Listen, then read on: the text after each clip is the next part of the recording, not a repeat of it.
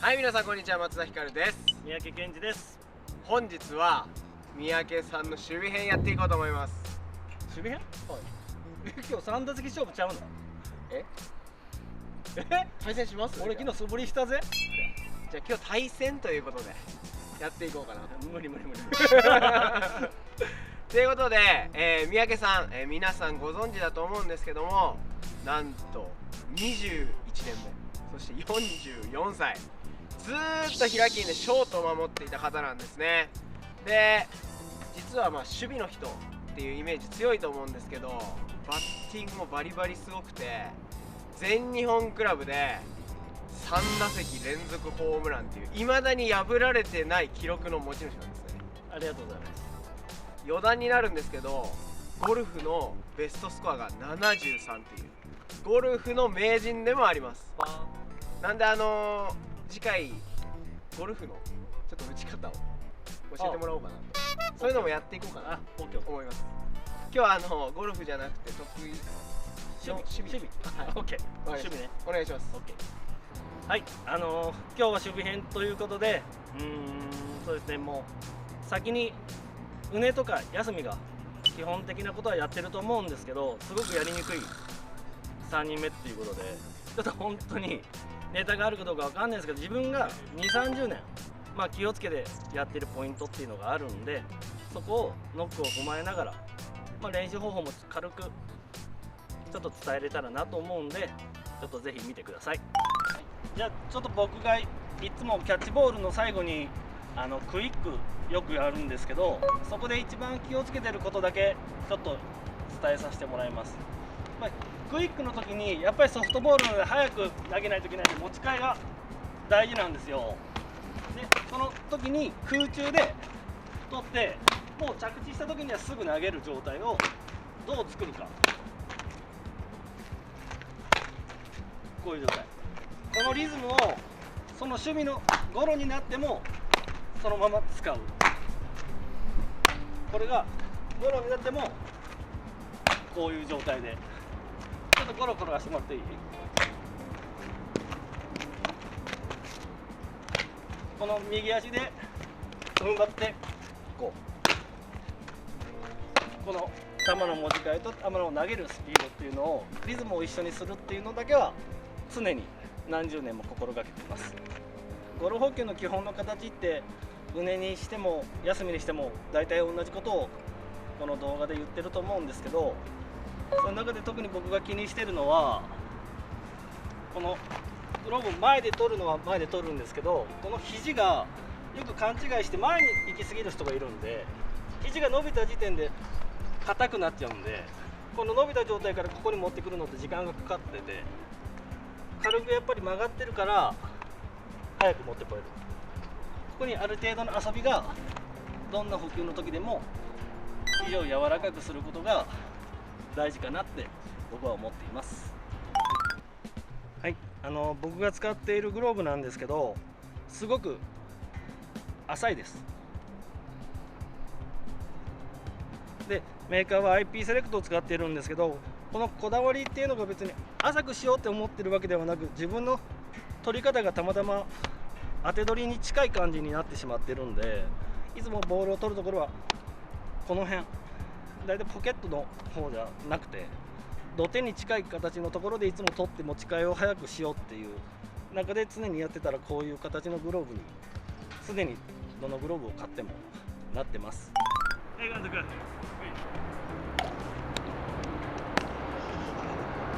どういうことを意識してゴロ取ってるんですか？今は今じゃなくてずっとだけど、まず丁寧に雑にいかないこと。やっぱり上手な人ってたくさんいるんだけど、無駄が多いみんな。その基本を忠実に丁寧に取ってる人がやっぱり上手な人かなって思うんで、とにかく丁寧に。大事なのは下半身ですか、上半身ですか？いや、大事なのはやっぱり下半身、特に膝が僕は大事だと思ってて、膝が硬い人はどうしても重心が高くなるから頭が下がって下につけようとする。それが膝さえ曲がれば頭の位置キープしながら低い位置取れるから、やっぱり膝とバッティングの肘だなんだってなる、関節柔らかい方がいいよ。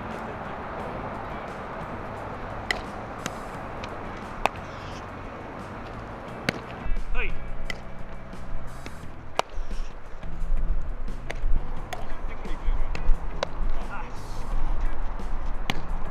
あとなんかボール取ることで意識してることありますか？取る瞬間だけの話で言うと、卵を取るイメージ。最終的にもう優しく取らんと割れちゃうじゃん。そんなイメージで全部を柔らかくして最後を取る集中が、まあ、基本丁寧につながるかもしれない。卵終わらないよ。池江さん、はい、リーグ在籍21年ですけど、はい、上手い選手っていますか？いや、上手い選手いっぱいいるよ。ただ本当に上手い選手っていうのは自分が偉そうなこと言えんけど 2,3 人かな。その 2,3 人は誰ですか？例えば今在籍してる人の中で言うと、旭化成の松岡が一番手本になると思う。まああと他うちで言うと畝、で、まあ、知ってる人知らない人もいろいろおると思うけど、ちょっと一昔自分よりも年上で言うと日清製鋼の荒木さんはもう神の域だった。まあ人それぞれ特徴あると思うんですけど、でもそのどういうところがやっぱ上手だなって思うんですかね？やっぱり無駄がない、無駄がなくて基本がちゃんとできてること。やっぱただ上手な基本がなくて上手な人ってごまかせれると思う。よくやってる人から見るとその基本を一番見とるから、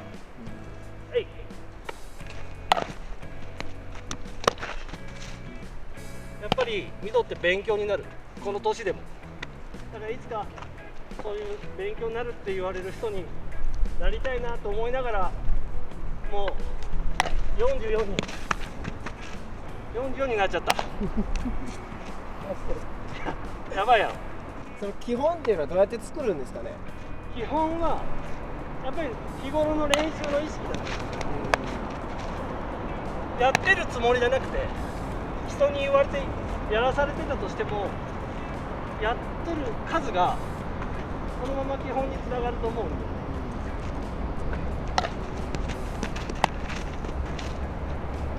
例えば、イレギュラーした時でも壁があるないで、ほら体が横向いとったら向こうに行っちゃうし、こう弾いちゃうよ。そういうのがちゃんと壁がある人ない人、若い人、今大学生とかみんな上手だけどむちゃくちゃ動けるじゃん、大学生って、動きがしっかり動ける分グローブがたくさん動いて、なんか身体能力でやりきってるなって感じがあって、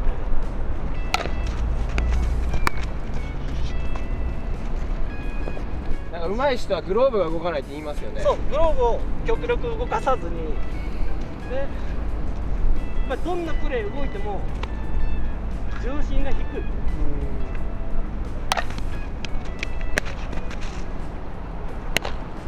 年いっても長く同じプレーができると自分は思ってて、基本のない人のプレーとしての質は落ちやすいなって自分は思ってて、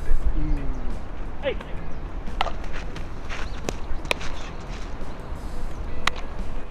なんかバウンドを合わせるコツとか、例えば重心を落とすタイミングとか、なんかそういうのを教えてほしいです。タイミングね。結局、スタートはテニスと一緒、腕もこれは一緒だと思うんだけど、こうやってスタート切るときにこっちがこっちからの1歩目動いて行くんだけど、サードじゃないから僕ショートの場合はある程度重心が高い方が最初はいいと思う。取る瞬間に徐々に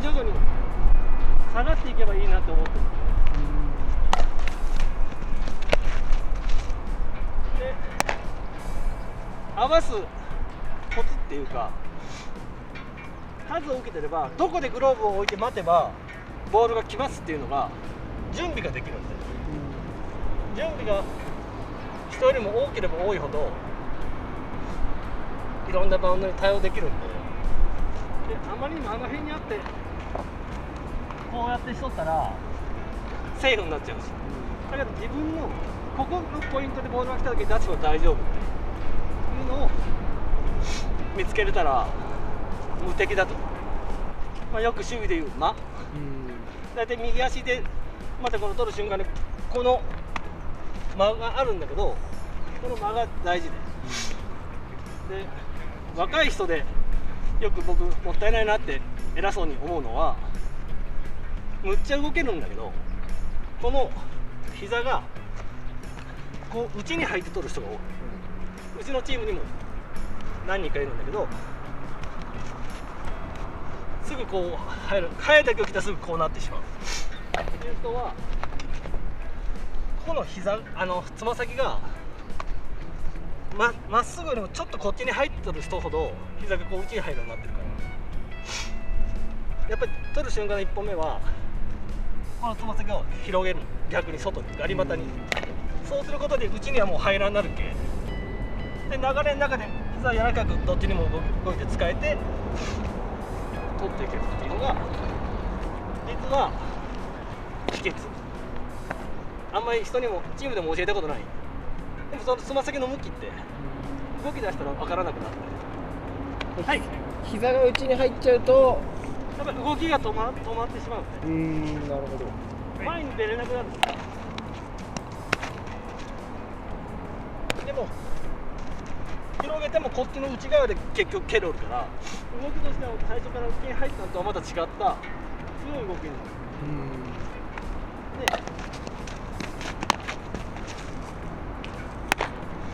で1個ポイントがもう1個、バッターでも一緒。例えば自分が守備の時で言うと声を出すんですよ。実は聞こえてるかどうかわからんけど、シュッて吐くの、シュッシュッて瞬間的なパワーを伝えやすくなる、声出すことで。それバッティングの時にシャーってインパクトの時出した方が瞬間的なパワー出しやすいらしい。それが科学的にもあって、例えばボクサーみんなシュッシュシュッシュって声出してるのは、その方が瞬間的なエネルギーが出てパンチも強くなる。投げるときは吐いた方がいい。投げるときに最後の、深いところとかはシュッてした方が多分いつもより球が生き出すと思う。OK、カモン、よし、もうここからはよしって呼ぶけ。よし、吉村さんの、吉村さんってもんだ。吉野、はい、吉野奥さんよりも俺との時間の方が長いけ。はい、もうグラウンドもない中で2人3人でずっとこうやってノック1時間2時間しょったですもんね。いや本当にすごい思うよ。ほれ、県大会も勝てないチームが日本一目指すって目標を作って、それが22年前よ。想像できる？県大会も勝てんの？それがねえ監督、やっぱり情熱だけで日本一掴んだっすね。いやもう情熱がないとやっぱりダメない。夢を追い求めることで、ここ名言ねここ出るけババンって、夢を追い求めることでちょっとずつ近づいてくるわけよ。その夢が今度は目標に変わるから、そっからが勝負なんよねえ監督。3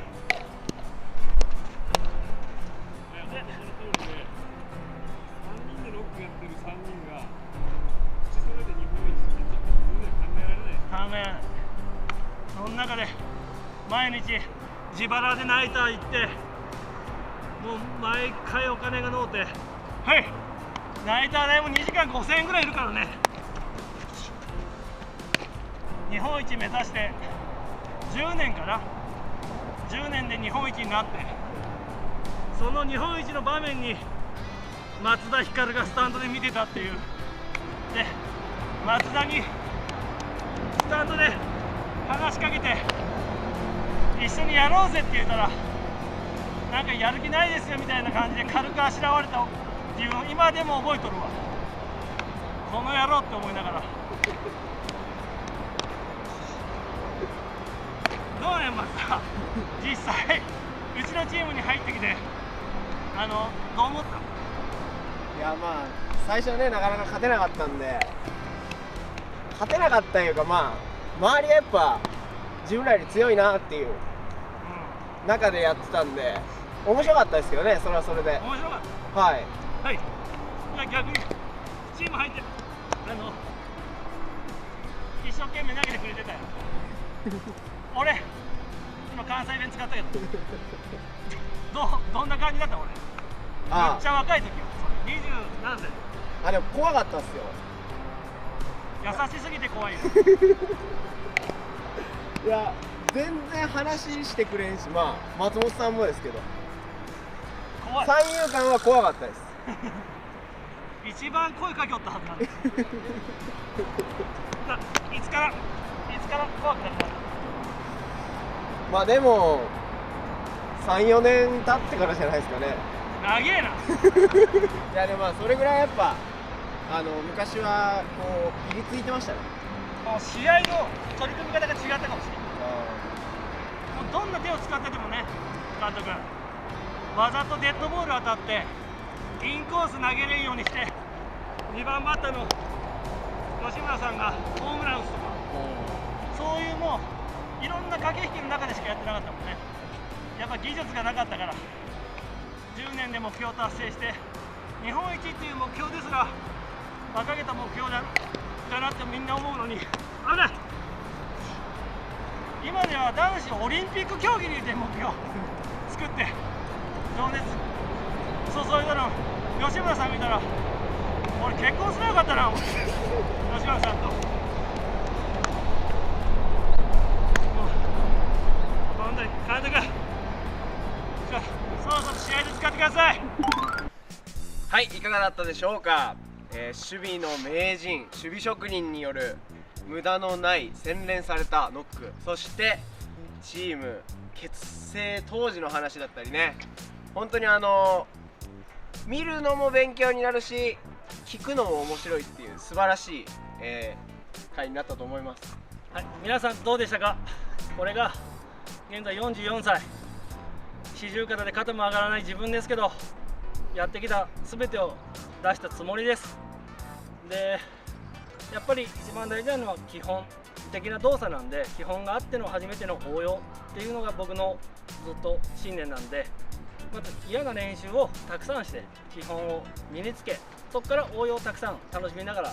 やっていただけたらなと思います。で、お茶の間ではね、20が